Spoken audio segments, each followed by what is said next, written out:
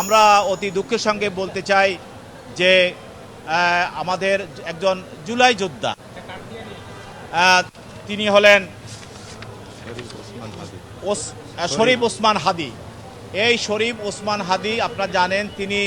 ইনকলাব মঞ্চের একজন মুখপাত্র। তিনি দেশের স্বাধীনতা, সার্বভৌমত্ব, গণতন্ত্রের জন্য তিনি বিভিন্ন ধরনের বক্তব্য রেখে আসছেন এবং দেশের জুলাইয়ের যে স্পিরিট, সেই স্পিরিটের পক্ষে তিনি দীর্ঘদিন যাবৎ কাজ করে আসছেন। তাকে গত 12 তারিখে আপনারা জানেন যে সে কালভার্ট রোডে, অর্থাৎ সেই পল্টন কালভার্ট রোডে সে যখন তার নির্বাচনী প্রচারণা করে সে ফিরতে ছিল, তখন রিকশায় ছিল, তাকে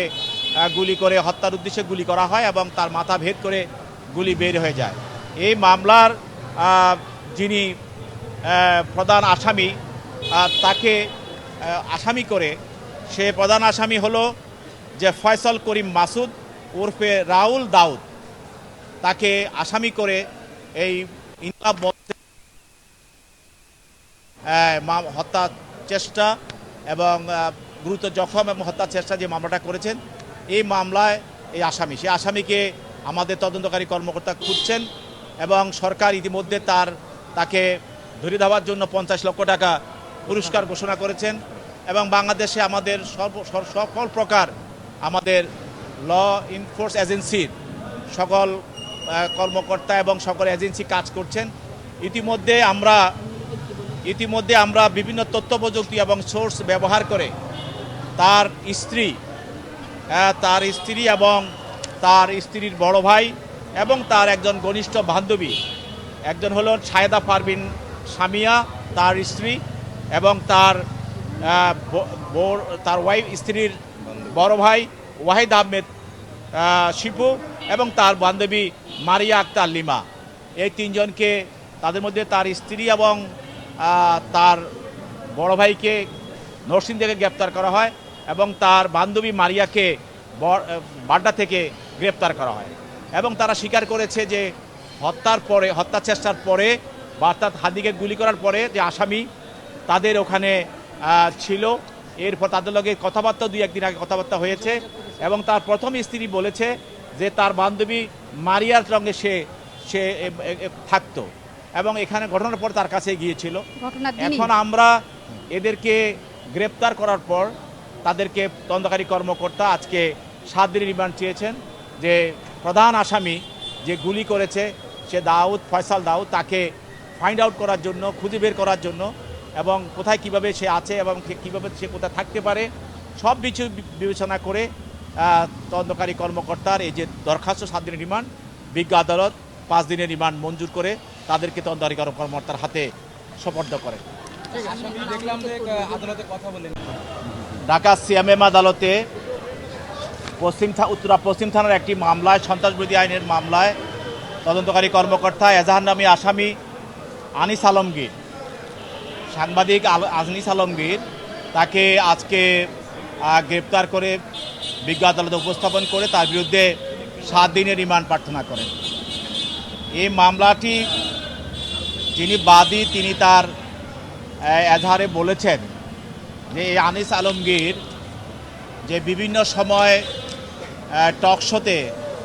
দেশের বিরুদ্ধে এবং সরকারের বিরুদ্ধে এবং ফ্যাসিস্টের পক্ষ নিয়ে বিভিন্ন ধরনের বক্তব্য উপস্থাপন করে এবং উস্কানিমূলক বক্তব্য প্রদান করে, যার কারণে দেশে একটি অশান্ত পরিবেশ সৃষ্টি হয় এবং বিশৃঙ্খলা সৃষ্টি হয় এবং এই বক্তব্য রেশ ধরে দেশের আগামী দিনে যে আমাদের নির্বাচন, গণতন্ত্রের সুষ্ঠু পরিবেশ, সেটাকে সে বিভিন্ন বক্তব্যের মাধ্যমে বিনষ্ট করেছে এবং সে আদালতে স্বীকারও করেছে যে তার 2টি, একটি হলো ফেসবুক ভেরিফাইড ফেসবুক আইডি আছে, আরেকটা হলো তার ফেজ আইডি আছে এবং সে এইটাও স্বীকার করেছে, সে এটা বলেছে যে জুলাই স্মৃতি জাদুঘর এবং ডক্টর ইউনূসের বাড়ি এবং গ্রামীণ ব্যাংকেও হামলা হবে, এই ধরনের বক্তব্য রেখেছে। এবং সে আরেকটি বক্তব্য রেখেছে যে আওয়ামী লীগের অপ্রকাশিত নেতারা সরকারকে কাঁপুনি ধরে দিয়েছে। এই ধরনের বক্তব্য রাখার পরে আমরা আজহার খাঁড়ি বলেছেন যে দেশের বিভিন্ন জায়গায় সন্ত্রাসী কার্যক্রম সংগঠিত হয়েছে এবং বিভিন্ন ধরনের অপ্রীতিকর ঘটনা ঘটেছে, সন্ত্রাসী ঘটনা ঘটেছে এবং সে সর্বোপরি টক শোতে এবং তার ভেরিফাইড ফেসবুকে এবং বিভিন্ন ধরনের উস্কানিমূলক বক্তব্য দিয়ে সরকারের এবং দেশের স্বাধীনতা সার্বভৌমত্ব এবং গণতন্ত্র এবং সরকারের অস্তিত্বকে সে বিঘ্নিত করার জন্য চেষ্টা করছে। সেই জন্য তাকে তার ওর পরিপ্রেক্ষিতে দেশে সন্ত্রাসী কর্মকাণ্ড সংগঠিত হয়েছে এবং সে যা বলেছে সেটাকে লক্ষ্য করে সেই ধরনের কর্মকাণ্ড দেশে সংগঠিত হয়েছে। সেই জন্য সে সন্ত্রাসবিরোধী আইনে তাকে মামলা দেওয়া হয়েছে এবং তার পক্ষে তার আইনজীবীরা ছিলেন, তারাও তার রিমান্ড বাতিল জামিনে প্রার্থনা করেছেন এবং তিনি নিজেও বক্তব্য রেখেছেন এবং তার বক্তব্যের মধ্যে কোনো ধরনের অনুশোচনা ছিল না, বরঞ্চ সে তার বক্তব্যটাকে সে জাস্টিফাই করার জন্য সে আরও বক্তব্য রাখার চেষ্টা করেছে যে সে যা বলেছে সে সঠিক বলেছে। এই ধরনের বক্তব্য রেখে সে দেশের যে তার যে বক্তব্য সে বক্তব্যকে আলটিমেটলি সে সমর্থনই করেছে। তা আমরা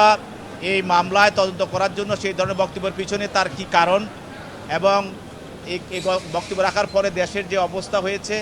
এবং তাকে এই ধরনের বক্তব্য রাখার জন্য তার সঙ্গে যারা ষড়যন্ত্রের সঙ্গে কারা জড়িত আছে, এটি একটি অপরাধমূলক ষড়যন্ত্রের মাধ্যমে পড়ে। সেই জন্য তাকে জিজ্ঞাসাবাদ করার প্রয়োজন। সেই জন্য তাকে 7 দিন রিমান্ড চাওয়া হয়েছে। বিজ্ঞ আদালত উভয়ের বক্তব্য শোনার পর তার বিরুদ্ধে 5 দিনের রিমান্ড মঞ্জুর করে তাকে জিজ্ঞাসাবাদ করার জন্য তদন্তকারী কর্মকর্তার হাতে ন্যস্ত করে।